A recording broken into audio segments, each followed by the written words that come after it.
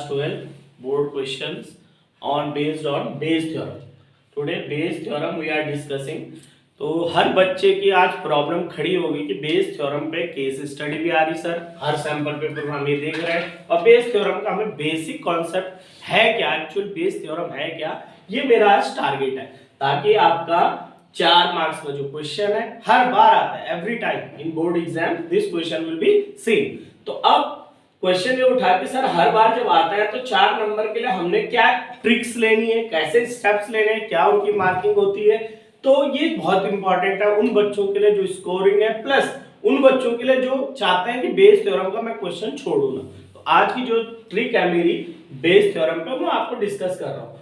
क्या करना है, बेस थ्योरम ने कहा क्या है, सपोज बेस थ्योरम से समझने से पहले हमें एक छोटा सा एग्जांपल लेते हैं। जैसे हमने ये 3 बैग लिए, इस बैग को कभी कभी पेपर में अर्न कहा होगा, URN 3 बैग लिए या 4 बैग लिए। बेस थ्योरम में जो मिनिमम बैग है अभी तक बोर्ड में जब तक 3 तक आ जाते हैं, लेकिन कभी कभी 2 आ गया तो पेपर थोड़ा आसान है क्योंकि 2 बैग में कम फॉर्मूला लगाना है, 3 में ज्यादा लगाना है। तो अभी बैग रखे हुए, इन बैग्स के अंदर क्या है, बॉल्स है। कैसे, 3 रेड सपोज और 2 ब्लैक पहले बैग में, दूसरे ब्लैक में 4 रेड 6 ब्लैक, तीसरे में 7 रेड और 2 ब्लैक, या यहां 2 हो गया तो यहां 3 ले लेते हैं, 3 ब्लैक। ठीक, अब क्वेश्चन था कि सर बैग जो आपने लिए, बेस थ्योरम ने कहा है कि 2 इसमें है प्रोबेबिलिटी से रिलेटेड बेस थ्योरम है, तो हमें प्रोबेबिलिटी में कंडीशनल प्रोबेबिलिटी पहली एक्सरसाइज है एनसीईआरटी की, उससे ही रिलेट इसलिए है क्योंकि उसी के अकॉर्डिंग उसमें क्या होता है कि एक event have done and other event depend on that, यानी एक ऑलरेडी अकर्ड और दूसरा उस पर डिपेंड होता है। तो ये उससे रिलेटेड है क्योंकि इसमें हमें अगर क्वेश्चन आता है कि in a bag there are 3 bags, in first bag 3 red ball 2 black, in second 4 red 6 black and third 7 red 3 black, और आपसे कहता है what is the probability getting red ball, यानी रेड बॉल आ चुकी है फ्रॉम बैग 2 और bag 1 और फ्रॉम बैग 3, ऐसे कुछ क्वेश्चन होगा। तो जो आ गया वो क्या है, रेड बॉल, और किस से देखनी है, बैग से। तो यानी 2 इवेंट हो गए, बिना बैग के आप रेड बॉल नहीं निकाल सकते, तो बैग पे कौन डिपेंड हो रहा, रेड बॉल। तो हमारी रेड बॉल हो चुका अकर्ड इवेंट, और किस से निकालना है वो हमें सोचना है क्वेश्चन में कि कौन सा बैग दे रखा। तो आज हम ये कंडीशनल प्रोबेबिलिटी बेस्ड थ्योरम पे कैसे करना है वो देख लेंगे। तो हमने क्या माना कि अगर बैग 1 की में से हमने कोई चीज निकाली, मतलब बैग 1 से अगर हमने रेड बॉल निकाली, तो E1 इवेंट है selection of bag 1, selection of bag 1, understand? Yes, sir. Yes, sir. Now E2 is selection of bag 2। ये सबसे पहले हम इसलिए मांग रहे हैं क्योंकि हमें बैग से ही बॉल निकालनी, तो पहले बैग की प्रोबेबिलिटी ले रहे हैं, और E3 है हमारा selection of bag 3। Now come to the point कि सर ये 3 बैग अगर सेलेक्ट करने हैं तो ये तो आपने इवेंट माना, इसकी प्रोबेबिलिटी क्या है। कई बच्चे इसको प्रोबेबिलिटी सोचेंगे, प्रोबेबिलिटी में P लिखा होना चाहिए और प्रोबेबिलिटी डिपेंड्स ऑन फॉर्मूला। तो अब हमने ये सोचा ये 3 बैग रखे हुए एक अलमीरा, सपोज मैंने आपको नीचे भेजा, बोला मेरे अलमारी में मैथ्स लैब में अलमीरा है, उसमें 3 बैग है, तो आप उसमें से बैग 2 लेके आओ। तो पहले तो क्वेश्चन उठा 3 बैग में से बैग 2 आने की पॉसिबिलिटी कितनी है, what is the possibility of bag 2, 1/3, क्योंकि एक ही तो बैग लेना 3 में से। तो अब आप बोलोगे सर E1 की, तो ये भी 1/3 क्योंकि बैग तो एक ही सिलेक्ट करना है, टोटल कितने बैग है, 3। तो आप क्या लिखोगे, probability of E1, probability of E1 is equal to probability of E2 is equal to probability of E3 and is equal to 1/3. That is the right answer. तो पहला मार्क्स आपका यहां से शुरू होगी मार्किंग कि आपने पहले इवेंट को क्या माना, फिर उसकी प्रोबेबिलिटी क्या ली। 1 नंबर यहां तक आपका पक्का हो चुका क्योंकि आपने बैग सिलेक्शन की प्रोबेबिलिटी बता दी।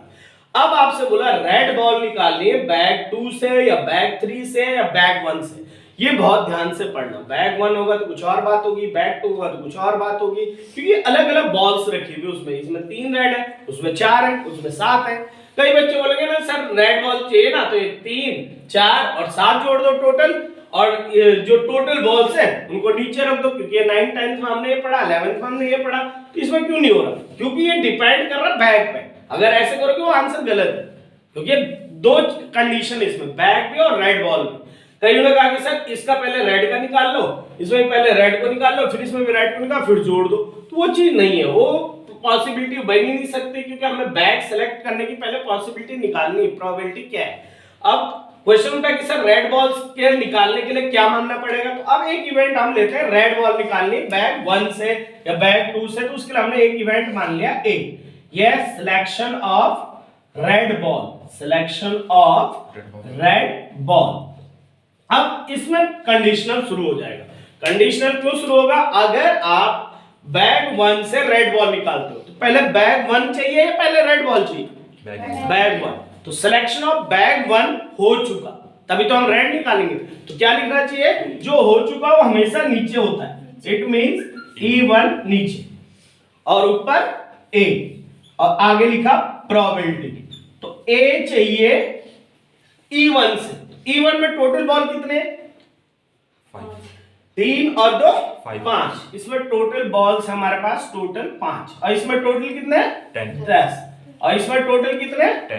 10। टोटल 10। अब आपने कहा sir A by E1, A by E1 मतलब रेड बॉल फ्रॉम E1, तो क्या हो जाएगा? 3 तो रेड है और टोटल कितने? 5। तो आंसर क्या हो जाएगा? 3/5। Very nice. Now come to the second point. अगर बैग 2 सेलेक्ट हुआ और रेड चाहिए तो तब क्या होगा? P A by E2 क्या होना चाहिए? A by E2, A by E2 यानी 4 रेड है और टोटल कितना है? 10। 4 by 10। अब P A by E3 क्या होना चाहिए? 7 by 10। Now this is the selection of red ball from 3 bags। अब हमारा 3 बैग से क्या है? रेड बॉल्स आ रही है। अब क्वेश्चन उठा कि सर ये टोटल, ये तो फिर वो 10th का क्लास का फॉर्मूला है कि टोटल नीचे बॉल्स ऊपर। बिल्कुल सही सोच रहे हो आप, वही फॉर्मूला हमने यहाँ पे लगाया कि रेड कितने हैं बैग 1 में और टोटल कितना है। अब हमारा क्वेश्चन, या now I want to tell you this Bayes theorem. Next concept we have clear out A upon E2, A upon E3, A upon E1, or what is the meaning of a selection of red ball. One of my subscribers said, sir please kindly tell me Bayes theorem. So on request of that learner I just do it, and you feel very well. Just look after each and every concept. Now next concept, go to the formula. तो sir formula कैसे याद करें? Formula बहुत बड़ा है, तो उसके लिए क्या करना आपने? जब उसने कौन सा बैग सेलेक्ट करने की बात करी, वो आपका प्रोबेबिलिटी आपके फेवर में, यानी आपका काम क्या है? बैग 1 को सेलेक्ट करना है, बैग 2 जो उसने बोला तो आपका फेवरेबल है, और टोटल रहेगा नीचे। अब टोटल बैग कितने हैं? 3, यानी तीनों को जोड़ तो रहेगा नीचे, और जो उसने आपसे पूछा वो रहेगा ऊपर। उस बैग की बात सारी ऊपर होगी, जो हमने 10th क्लास में पढ़ा कि फेवरेबल अपॉन टोटल। अब सर इसमें फेवरेबल, सपोज बैग 1 उसने दिया, what is the probability of selection of red ball from bag 1? It means this is our favourable event, bag 1 favourable. इतनी बात क्लियर? अब क्वेश्चन उठा कि सर फेवरेबल है, इसमें हो क्या चुका कि रेड बॉल चाहिए। किससे चाहिए? बैग 1 से। तो हो क्या चुका? रेड बॉल निकल चुकी है। कौन सा सिलेक्शन करना है? बैग 1 का, यानी अकर्ड इवेंट कौन होगा?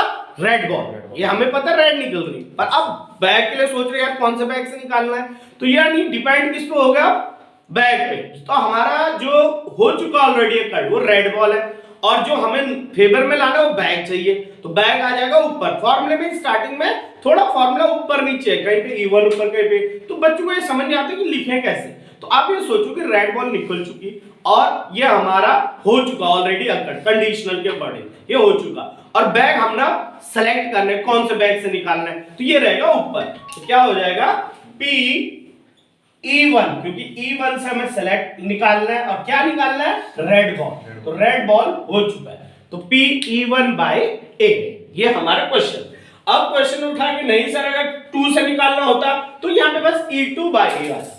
तो फॉर्मूला आपको रटना नहीं है, उसको समझना है कि कैसे उसको किया जाता है। Understand? Yes sir. Yes sir. Now come to the point कि P E1 by A, E1 by A means हमारा था P E1 बैक की प्रोबेबिलिटी इनटू P क्या निकालना है, रेड, A by E1, ये हम निकाल चुके हैं पहले, A by E1 P E1 ये रहेगा ऊपर। अब कई बच्चे बोलेंगे ना सर इनका इंटरसेक्शन, क्योंकि कंडीशनल के अकॉर्डिंग है कि भाई इन दो का इंटरसेक्शन जो होगा उनका इनटू क्यों, क्योंकि दोनों का कॉमन पार्ट E1 में है क्या चीज, रेड भी है ब्लैक भी है, पर हमें रेड चाहिए। अब रेड और E1 में पूरे बैग में कॉमन चीज क्या है, रेड, तो इसलिए उन दोनों का इंटरसेक्शन है ना, इसका मतलब रेड है और ये उस E1 के बैग से निकल रहा, तो E1 इनटू एक कॉमन पार्ट है दोनों का। Understand? Upon summation of 3 bags, तो 3 बैग्स का समीशन कैसे लगाओगे आप, तीनों बैग की प्रोबेबिलिटी को नीचे ऐड टोटल, तो P E2 E1 into P A by E1 और फिर plus P plus means add next, हाँ plus P E2 P A by E2 फिर plus and P E3 P E3 P A by E3 P E3 P A by E3 very good. This is totally revision batch and our students from this institute doing this theorem 2 or 3 times, so they know the formula. Many students confused, so I just explained today how to click out the formula in your mind in exam. You will do by best from your knowledge. अपने knowledge से आप best से best निकालिए number. अब इस फॉर्मूले का ही आधा या 1 नंबर होता है, अगर फॉर्मूला गड़बड़ है तो आप नंबर कट हो चुका है। इस मींस आपको फॉर्मूला भी अच्छे से समझ के लिखना है। और अब इसका सॉल्यूशन कैसे आएगा, E1 की प्रोबेबिलिटी क्या है, PE1 1/3, PE1 1/3, PE2 1/3, PE3 1/3 और A by E1 क्या निकाला हमने, A by E1 3/5, A by E2 4/10 और A by E3 7/5. Now come to the solution. Values of these event P1 PA by E1 we'll just substitute and find out the solution. Now come to the point. PE1 1/3, PA by E1 3/5 whole upon PE1 1/3 3/5 plus 1/3 second one 4/10 plus 1/3 7/10 and now kindly solve it and find out the answer and tell me what is the answer. You just practice it and solve it. Our final answer is 6/17. When you solve these all steps you get 6/17 which is the right answer. This is Bayes theorem. Next question we will do from case study and related to Bayes theorem question now going on 2-3 days. So kindly go to channel and subscribe more and more videos to get best knowledge.